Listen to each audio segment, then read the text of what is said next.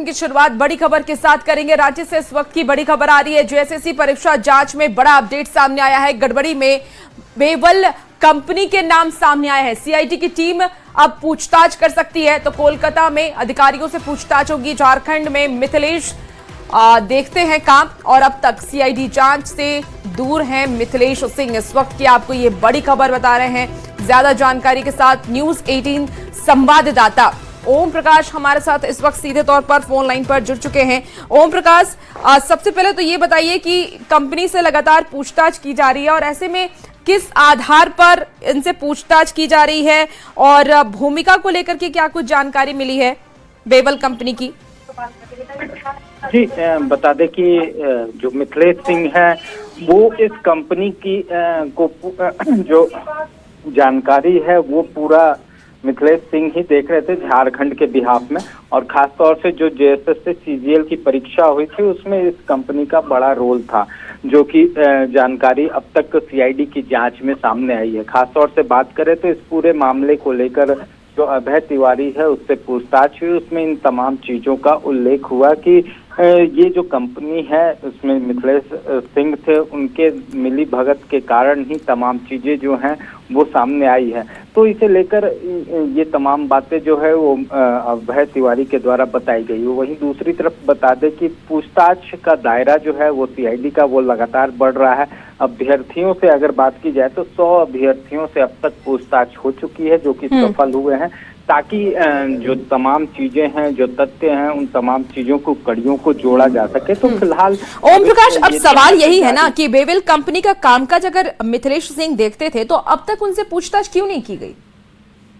जी, बता दें कि बेवल कंपनी का जो बारे में जो जानकारी है वो फिलहाल अभय तिवारी के माध्यम से सीआईडी को मिली है। और इसी कारण से जो कंपनी के खास तौर से अगर कहा जाए तो उसके जो प्रतिनिधि के रूप में मिथिलेश सिंह की गिरफ्तारी का प्रयास जो है वो सीआईडी के द्वारा किया जा रहा है, लेकिन अब तक वो फरार हैं, जिस कारण अब तक पूछताछ नहीं हो पाई। ठीक है, आप नजर बना के रखिए। ओम प्रकाश, अपडेट आपसे लेंगे। इस बीच एक बड़ी खबर सामने आ रही है रांची से, जहां जेपीएससी जेएसएससी की 22 परीक्षाओं को रद्द करने के राज्य सरकार के फैसले को हाई कोर्ट में चुनौती दी गई है। देखिए, आज झारखंड हाई कोर्ट में एपीपी परीक्षा से जुड़े मामले पर सुनवाई होगी और परीक्षार्थी सत्यांशु शुभम और संजना सिंह समेत अन्य की ओर से याचिका दाखिल की गई है। तो आज की सुनवाई कई अभ्यर्थियों के लिए बेहद ही अहम मानी जा रही है। रांची से आपको इस वक्त की ये बड़ी खबर बता रहे हैं, जहां जेपीएससी जेएसएससी की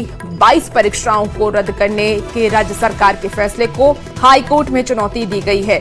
और ज्यादा जानकारी के साथ न्यूज 18 संवाददाता संजय सिन्हा हमारे साथ फोन लाइन पर जुड़ चुके हैं। संजय, आज हाई कोर्ट में एपीपी परीक्षा से जुड़े मामले में मुख्य तौर पर क्या दलीलें रखी जानी है?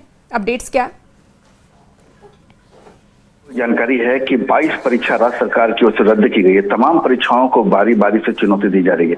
ये 2 परीक्षा जो है APP assistant public prosecutor, Hindi में सहायक लोक अभियोजक, और एक परीक्षा है सिविल जज परीक्षा। इन दोनों मामले को अब झारखंड हाईकोर्ट में चुनौती दी गई है। और आपको याद होगा कि पिछली सुनवाई में जो 2 परीक्षा थी, फॉरेस्ट रेंज ऑफिसर और असिस्टेंट कंजर्वेटर ऑफ फॉरेस्ट, इन दोनों परीक्षा में झारखंड हाईकोर्ट ने ये कहा था कि आपको चूंकि ये दोनों परीक्षा में अंतिम नियुक्ति नहीं हुई है, इसलिए इस पर स्टे लगाना संभव नहीं है। अगर आगे कुछ होता है तो झारखंड हाईकोर्ट पर संज्ञान लेगा। ठीक वही आदेश संभवतः इस मामले में भी हो सकता है कोर्ट का, क्योंकि कोर्ट यही इस मामले में कह सकता है कि चूंकि ये दोनों परीक्षा जो हम देख रहे हैं एपीपी और सिविल जज परीक्षा, क्योंकि इसमें अंतिम नियुक्ति नहीं है, पर जो नियुक्ति परीक्षा प्रक्रियाधीन है, तो ऐसी स्थिति में जब नियुक्ति प्रक्रियाधीन है तो उसमें कोर्ट यही कहेगा कि वास्तव में अभी चूंकि ये परीक्षा अंतिम चरण तक नहीं पहुंचे तो स्टे लगाने का कोई मतलब नहीं है। हाँ, झारखंड राज्य सरकार को इसके लेकर काउंटर एफिडेविट फाइल करने का निर्देश हो सकता है। तो ऐसी स्थिति में कि तमाम उन परीक्षाओं को 22 परीक्षा में याद रखना है कि 22 परीक्षा में सिर्फ 4 परीक्षा ही ऐसी है जिसमें अंतिम नियुक्ति हो चुकी है। शेष 18 परीक्षा जो है उसमें नियुक्ति प्रक्रिया चल रही है। तो जाहिर है कि जिसमें नियुक्ति प्रक्रिया हो कि ये लोग काम कर रहे हैं उन्हीं परीक्षाओं को फिलहाल बिल्कुल संजय, और यही देखने वाली बात होगी कि हाईकोर्ट की तरफ से अब एपीपी परीक्षा को लेकर के क्या फैसला आता है, अभ्यर्थियों के पक्ष में फैसला आता है या फिर उनके खिलाफ आता है, ये तो आने वाला वक्त बताएगा। बहुत शुक्रिया जानकारी के लिए। और खबरों में आगे बढ़ते हैं। देखिए, कोलकाता में ठेकेदार के घर से हुई लाखों की चोरी का कनेक्शन अब गिरिडीह से के पंचंबा तक पहुंच गया है। आपको बता दें कि बेनिया पुकुर थाना क्षेत्र में ठेकेदार के घर से चोरी हुए सोने के जेवर और जिसकी कीमत 55 लाख रुपए से अधिक बताई जा रही है, कोलकाता पुलिस ने गिरिडीह से बरामद किया है और मामले में जमुआ के मिर्जागंज निवासी भूपन पासवान को गिरफ्तार कर लिया गया है, जो कि ठेकेदार के घर में काम और खाना बनाने का काम करता था। आरोप यह भी है कि चोरी के बाद आरोपी ने जेवर को अपनी ससुराल में छिपा दिया था। तो गिरिडीह से आपको ये बड़ी खबर बता रहे हैं, कोलकाता में चोरी का ये बहुत बड़ा आरोप लगा है। जेवर लेकर के फरार होने का आरोप कुक के ऊपर लगा है। वो खाना बनाने का काम करते थे और फिर अब देखिए चोरी करने के बाद कोलकाता पुलिस अब गिरिडीह में रेड डाली है, पूछताछ की जा रही है। पंचवा एरिया से 60 लाख का जेवर बरामद हुआ है। चोरी के आरोपी को फिलहाल पुलिस की तरफ से गिरफ्तार कर लिया गया।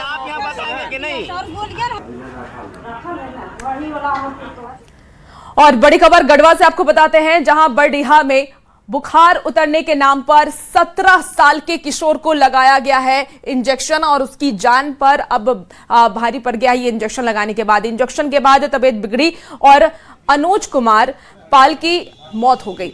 मौत का आरोप सीधे प्रज्ञा ड्रग्स स्टोर के संचालक के ऊपर लगा है। मामला सामने आया तो स्वास्थ्य विभाग और पुलिस की टीम मौके पर पहुंची और दुकान को सील कर दिया गया। देखिए, जांच में बड़ी संख्या में एक्सपायरी दवाएं भी बरामद हुई हैं। अधिकारियों का यह भी कहना है कि दुकान बिना वैध ड्रग लाइसेंस के संचालित किया जा रहा था। और अब सवाल यही है कि बिना लाइसेंस दवा और इलाज का कारोबार कैसे चल रहा था? एक्सपायरी दवाएं मरीजों तक कैसे पहुंच रही थी? और अगर इंजेक्शन चिकित्सकीय जांच के बिना लगाया गया तो जिम्मेदार इसका कौन है? आखिर गढ़वा में ऐसे मामलों पर लगाम कब तक लगेगा, ये बड़ा सवाल है। दुकान में कई आपत्तिजनक चीजें पाई गई। पहला कि बिना लाइसेंस के यहाँ पे क्लिनिक चल रहा था, गोला छाप क्लिनिक। यहाँ पे स्टेथोस्कोप और बहुत सारी चीजें मिली है, पानी चढ़ाने वाला बेड है, जिससे पता चलता है कि यहाँ पे क्लिनिक का संचालन हो रहा है और कोई रजिस्ट्रेशन नहीं है। दूसरा है, इनके पास ड्रग्स बेचने का भी यानी दवा बेचने का भी लाइसेंस नहीं है, उसका भी रजिस्ट्रेशन नहीं है, कोई फार्मासिस्ट नहीं है, लेकिन यहाँ दवा पे बेच रहे हैं। देखिए, बोकारो में साइबर ठगी का मामला लगातार तेजी से बढ़ता नजर आ रहा है। ताजा मामला सेक्टर 4 का आपको बता रहे हैं, जहां मां की बीमारी का बहाना बनाकर साइबर ठग ने दुकानदार से मदद मांगी। आरोपी ने पहले दुकानदार के खाते में 5,000 रुपए ट्रांसफर किए और बदले में उतनी ही रकम कैश ले ली और इसके कुछ ही देर के बाद दुकानदार का बैंक खाता ब्लॉक हो गया।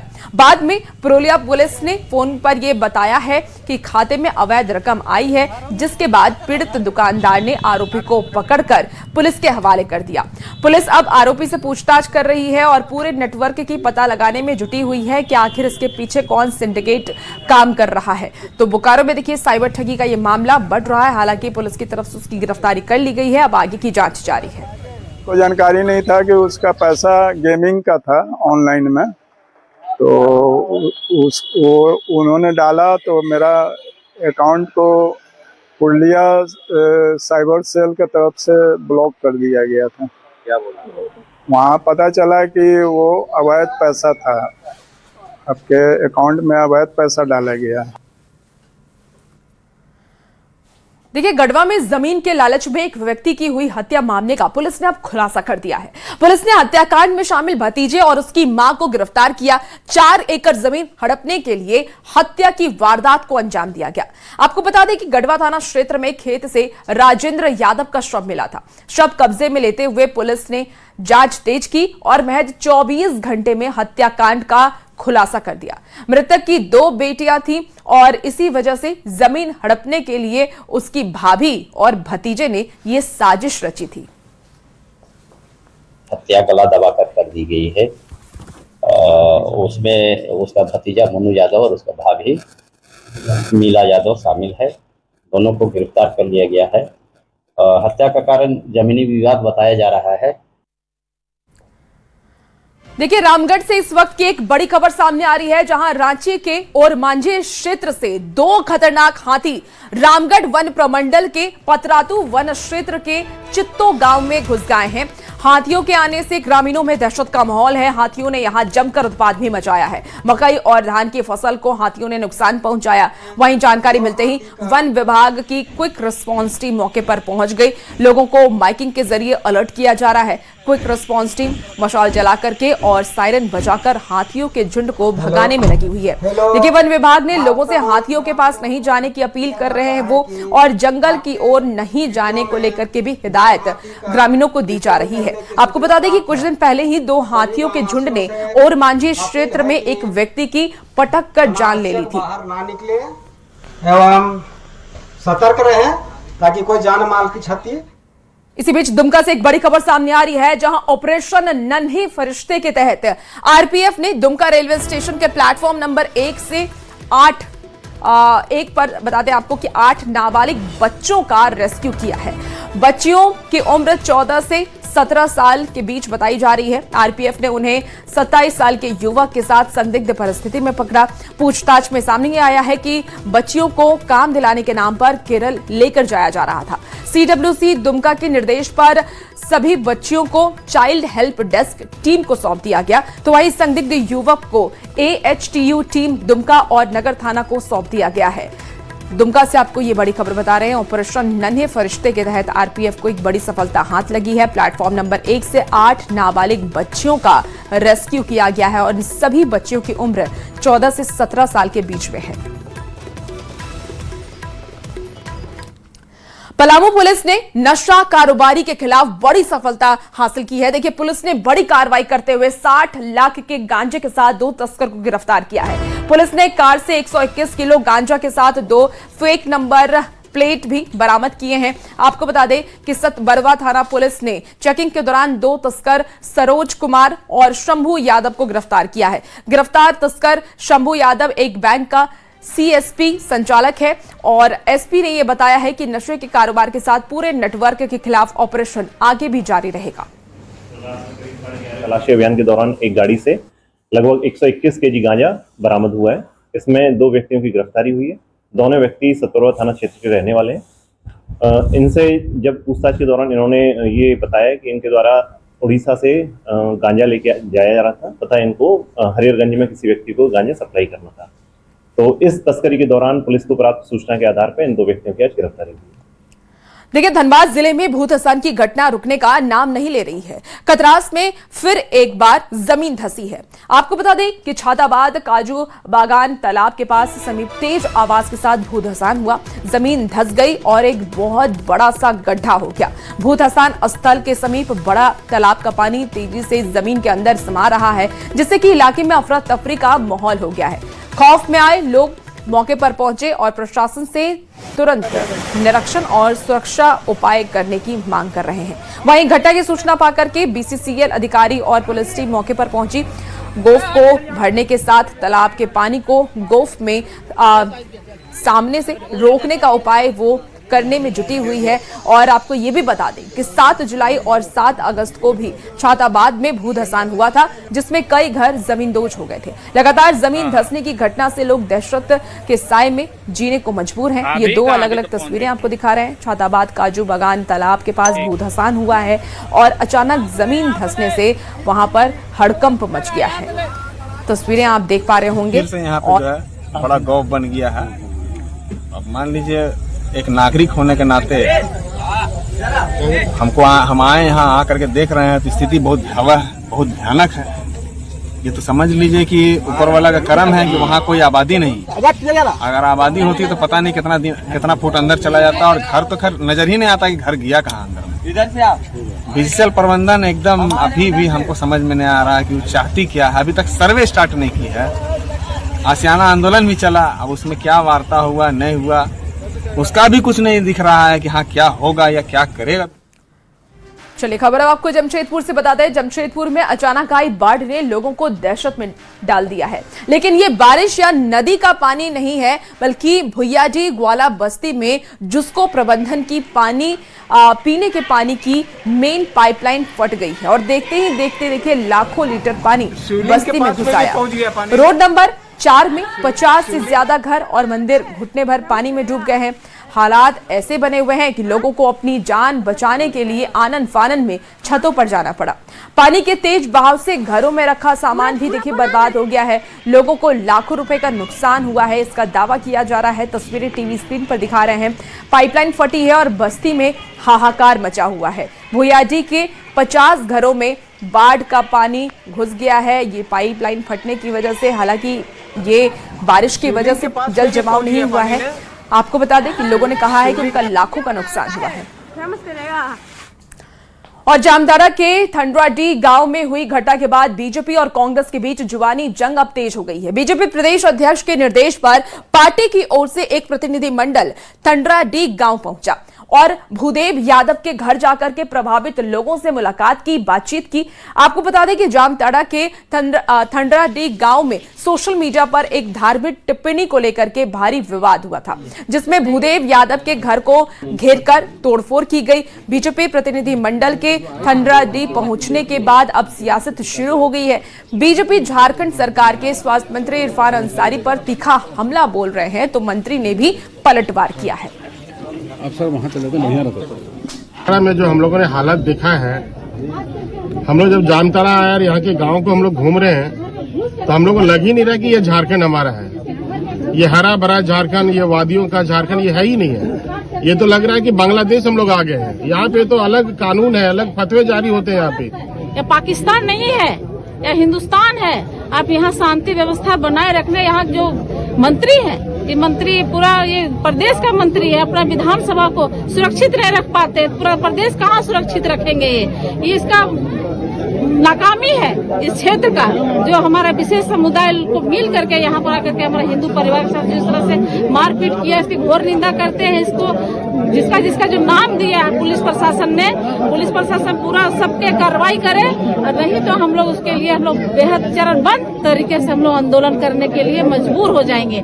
बड़बोले की सरकार है ये। सरकार तो कभी समझती नहीं है कि हमारे सामने कोई नहीं है। और यहाँ तो दो विधायक ऐसा है जो उन्हीं का ग्रुप से आता है, और इसलिए हमारे समाज को दबाने का कोशिश न करें। झूठ बोलना बंद करो। मैं बीजेपी को बता देता हूँ, दायरे में रहो। लोगों के साथ अपमानित करोगे तो बर्दाश्त नहीं करेंगे। तुम जितना जहर उगल रहे हो, क्या सोचा तुम? स्वास्थ्य मंत्री यहाँ है, सांप काटता नाक काटता उसको तो हम ठीक कर देते हैं। कितना उगलोगे? हम जब इंजेक्शन देंगे ना तो फिर क्या होगा समझ लेना। रामगढ़ में प्याज के दाम बढ़ने से लोगों के बजट और जायका दोनों पर असर पड़ रहा है। खासकर किचन के बजट पर इसका ज्यादा असर देखने को मिल रहा है। रामगढ़ के बाजार में प्याज खुदरा में 50 रुपए प्रति किलो और थोक में 40 रुपए प्रति किलो के दर से बिक रहा है। हालांकि अक्टूबर से प्याज के दाम में कमी आने की संभावना व्यापारियों ने जताई है। ज्यादा जानकारी दे रहे हैं न्यूज 18 संवाददाता जावेद खान। अभी हम बाजार समिति रामगढ़ में हैं और यहाँ थोक व्यापारी से हम सीधे बात करने वाले हैं। क्या आपका नाम है? मेरा नाम नाम संतोष कुमार गुप्ता है। अभी कैसे प्याज बिक रहा है? प्याज थोक में 40 रुपए किलो बिक रहा है भैया। खुदरा में 50 बिक रहा है। कारण क्या है? कारण है कि जो 40 ले जाता है, पर पैकेट में 2 से 4 किलो खराब माल निकलता है, तो उसको ऐड करेगा ही ना। अभी महंगाई का कारण क्या है? बारिश, जो पिछला फसल जो पीछे जो पानी आया था उसमें फसल पूरा मार खा गया। अच्छा। और बाजार में फसल है नहीं। अब कारण घटने की संभावना है, तो आपका अक्टूबर में घटेगा, जब नया प्याज आएगा तब घटेगा। अक्टूबर में घटेगा जी। ये महाराष्ट्र और MP, हाँ MP 2 जगह से आता है जी। 40 रुपए थोक में है और खुदरा में 50 रुपए।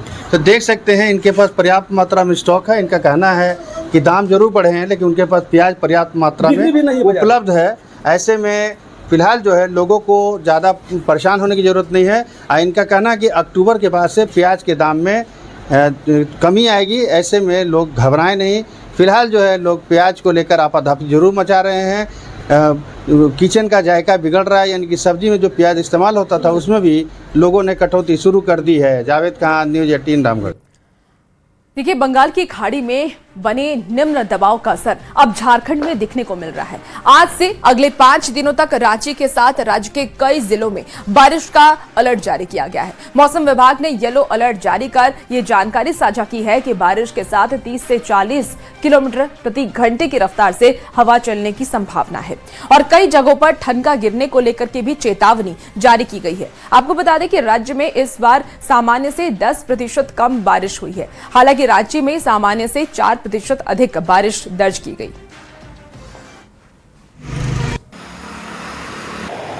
बंगाल की खाड़ी में बने निम्न दबाव का असर झारखंड में भी पड़ेगा। इसे लेकर मौसम विभाग ने पूर्वानुमान जाहिर किया है। बता दें कि मौसम विभाग के द्वारा ये जानकारी दी गई है कि न सिर्फ आज बल्कि आने वाले 5 दिनों तक राजधानी रांची सहित झारखंड के कई हिस्सों में बारिश जो है वो हो सकती है। इस दरमियान 30 से 40 किलोमीटर प्रति घंटे की रफ्तार से हवाएं भी चल सकती है, तो वज्रपात की भी आशंका जो है वो जाहिर की गई है। खासतौर से बता दें कि इसे लेकर मौसम विभाग ने येलो अलर्ट जारी किया है और ख़ासतौर से जो जानकारी दी है उसके अनुसार लोगों से सतर्क रहने की अपील की गई है। बता दें कि इस बार जो बारिश है वो 10% कम हुई है मानसून के महीनों में। हालांकि राजधानी रांची में अगर बात की जाए तो ये जो बारिश है वो 4% ज़्यादा हुई है, लेकिन राज्य भर में ओवरऑल में 10% कम बारिश जो है वो दर्ज की गई है अब तक। वहीं मौसम विभाग के अनुसार आने वाले दिनों में भी अच्छी बारिश की संभावना है, जिस वजह से 30 तारीख तक ये बारिश जो है वो हो सकती है राज्य के कई हिस्सों में और हवाओं के साथ साथ वज्रपात की भी संभावना है। तो ऐसे में लोगों को विशेष तौर से सतर्क रहने की सलाह जो है वो मौसम विभाग के द्वारा दी गई है। रांची से न्यूज़ 18 के लिए ओम प्रकाश। तो खान और खनिज संशोधन विधेयक को लेकर के देखिए झारखंड की राजनीति अब गरमाती नजर आ रही है। रघुवर दास ने एमएमडीआर बिल को लेकर के झारखंड सरकार की ओर से किए जा रहे विरोध पर पलटवार किया है और सरकार पर विश्वास का संकट जता दिया। तो वहीं जेएमएम के साथ सत्ताधारी गठबंधन में शामिल दल सड़क से सदन तक बिल के विरोध में उतरने की बात कर रहे हैं। रिपोर्ट आपको दिखाते हैं। राज्य हित में जो भी कदम उठाना होगा हम लोग उठाएंगे। जल और जंगल से भरपूर झारखंड में खान और खनिज का मुद्दा हावी है। संसद के मानसून सत्र में पारित खान और खनिज संशोधन विधेयक को लेकर झारखंड की सियासत गर्माती दिख रही है। झारखंड में महागठबंधन की सरकार ने इस बिल के पुरजोर विरोध का ऐलान किया है। सत्ता पक्ष के विरोध के ऐलान के बाद बीजेपी से बारी संभाली पूर्व मुख्यमंत्री रघुवर दास ने। उन्होंने एमएमडीआर बिल की गलत व्याख्या कर जेएमएम और कांग्रेस पर जनता को बरगलाने का आरोप लगाया। साथ ही झारखंड को मिलने वाली सारी टैक्स की व्यवस्था आगे भी जारी रहने का दावा किया। माइनिंग सेक्टर के कुल टैक्स और वैधानिक भुगतान का लगभग 90% राज्यों को जाता है, मिलता है और ये व्यवस्था आगे भी बिना किसी रुकावट के जारी रहेगी।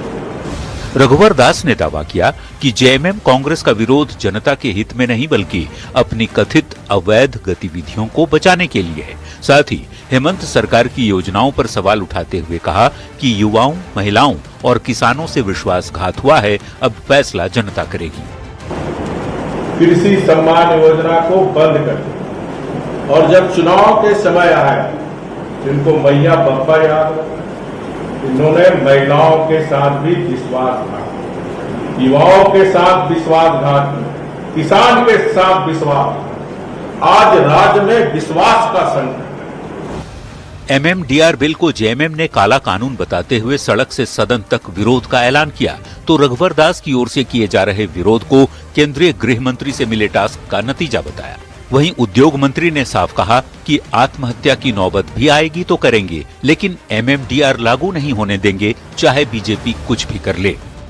उनको एक टास्क दिया गया और वही टास्क को पूरा करने के लिए रघुवर दास जी, चंपई सोरेन जी, बाबूलाल जी, विद्युत बरण महतो जी, ये सारे लोग